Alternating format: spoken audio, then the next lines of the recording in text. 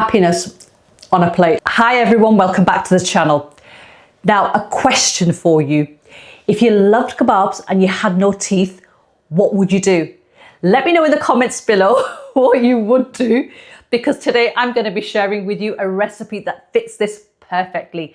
This is my Shami Kebabs, my version, and these are melt in your mouth, soft and silky kebabs made for royalty. The story goes, a Mughal emperor lost his teeth and wanted to enjoy his kebabs. He told his Khanzama, which is the chef at the time, to make some kebabs which are so melt in your mouth that he didn't need to chew them. And they came up with this recipe. They're silky, soft and smooth, and they've got this irresistible crunchy interior which adds a wonderful pop of flavour and texture. And let me show you how to make these beauties. So let's run through what you need first of all. So the ingredients you're going to need is beef mince. Now you can use lamb if you wish, you can use chicken. Beef is typically used to make Shami kebabs, and I've got beef here which has 15% fat in this.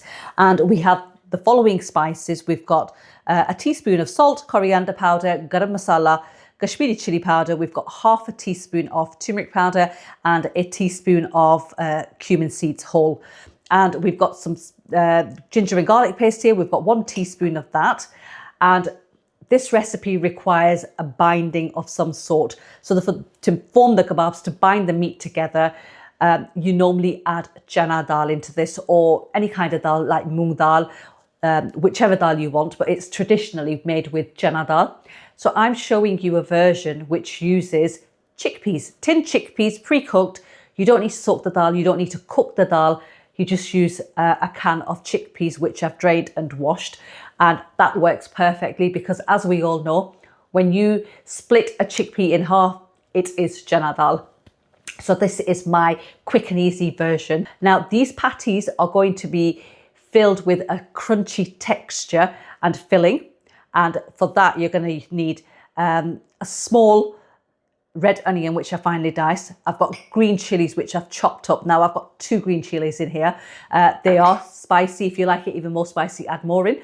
But these were quite deadly when I was dicing them. And we've got fresh coriander, which I've chopped up roughly. So we're going to mix these ingredients together and we're going to stuff these kebabs, but I'll show you that later. And then we're going to give it a coating of egg. I've got 2 eggs which I've whisked here, so ready to go once we start making our patties and start frying them. And we need oil, obviously, so let's start cooking. Right, I've got my pan on the hob. Heat setting for my gas hob is on a medium, and I'm going to start by adding the meat in. And we don't need any oil in this because the beef has 15% fat, so it's going to release that. And we just want to break it all up and cook this until it's nicely browned, and just go along and just break up those clumps as you're moving the meat around. And I'm going to add the ginger and garlic into this now and just let that cook with the meat. So I'll show you how it looks once it's done.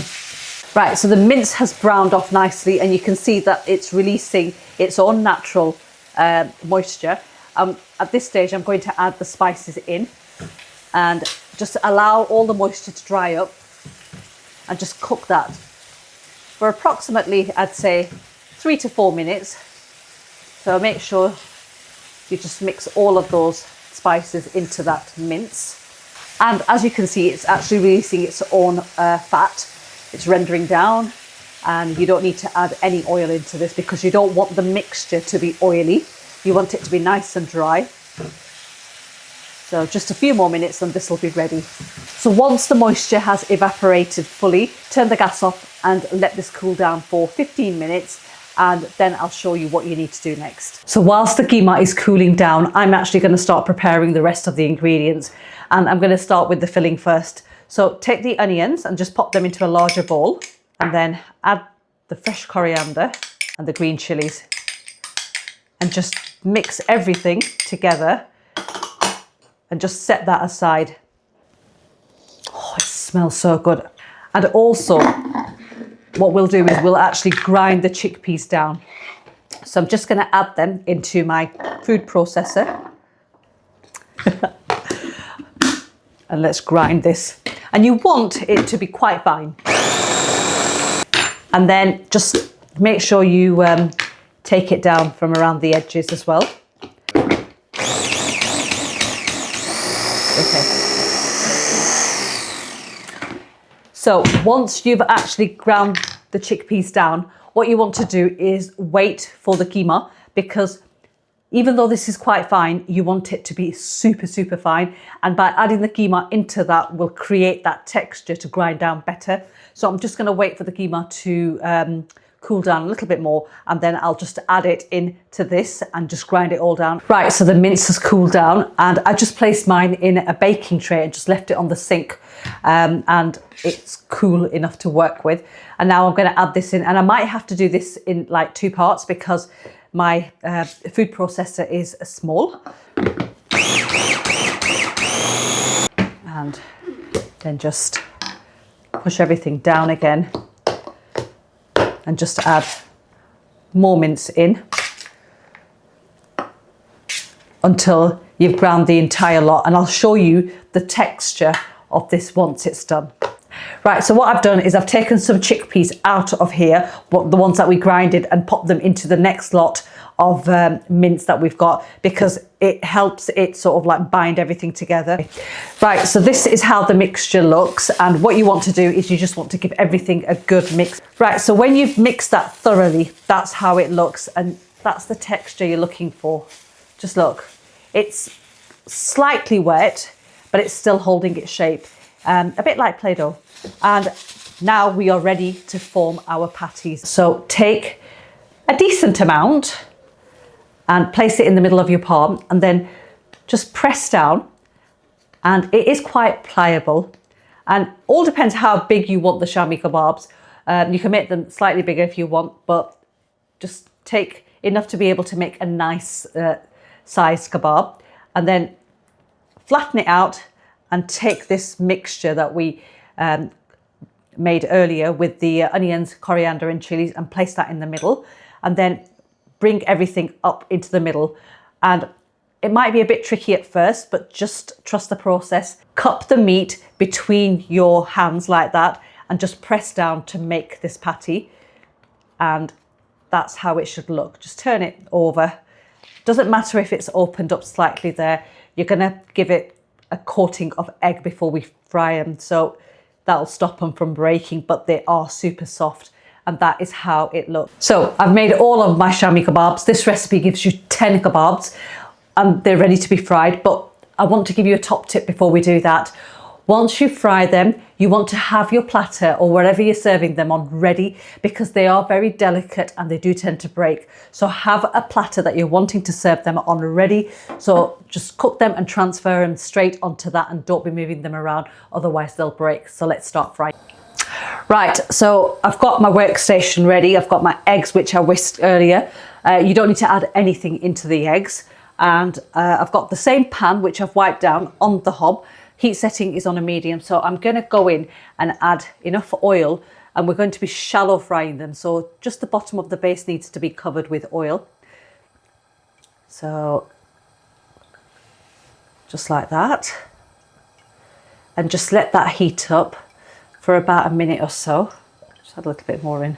And whilst that's heating up, I'm going to gently take my kebabs and I'm going to drop them into the whisked egg, and then just flip it over and just do that once or twice. So they're ready now. There's a cumin seed that's left in there, even though I wiped it down, and that's sizzling away, and that indicates that the oil is now ready. So I'm just going to pick the Shami kebabs up with the fork and just swipe across like that and add them in gently, and they'll start frying away. So don't overcrowd the pan. The egg obviously helps fry the kebabs. Even though everything is cooked, it just warms them through, and it gives a wonderful little coating on top. That's it.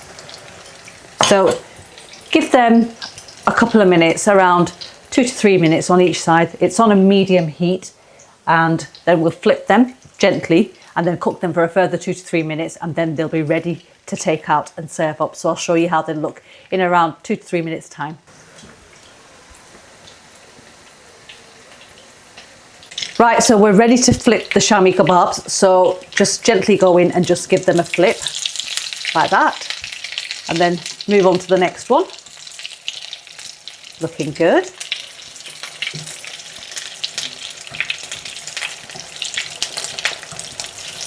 Beautiful. And just let them cook away, and then we'll be ready to take them out in about 2 to 3 minutes time. Right, these are perfectly cooked and ready to be taken out. So I'm just going to turn the gas off, and I'm just gently going to use a flat spatula and then take them out and then transfer them to the platter. But they smell amazing. Right, the best thing about these is if you don't want to cook them straight away, you don't have to. You can freeze the little patties like that, how I've made them, and pop them on a tray and just freeze them. And once you're ready, just take them out, dip them into some beaten egg and fry them just like I did. They'll take slightly longer to cook, but you have the perfect Shami kebabs on hand in the freezer, ready to take out when your guests come unexpectedly or when you fancy a treat. So I'm just going to continue making the remaining lot, and I will give you a closer look once all of this is done. Right, the Shami kebabs are all ready, and I can't wait to try these and tell you guys exactly how they are. So here goes. Oh, just look at that. Still holding the shape, but super, super soft. And I'm just going to cut one through the middle just to show you how it looks. Just give you guys a closer look there. Just look at that. Beautiful. And now the moment of truth. Oh. Do you understand what I mean when I say they are super soft, that they literally break? That's exactly what's happened. Here goes, bismillah.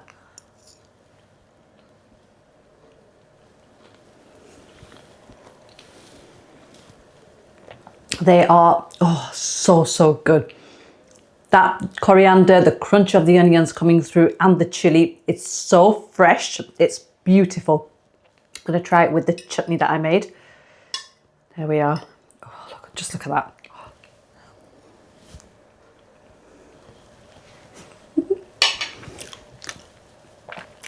Happiness on a plate. Try the recipe out. Let me know in the comments below how you find it. It's absolutely delicious. Thank you for watching, guys, and I'll see you in the next one.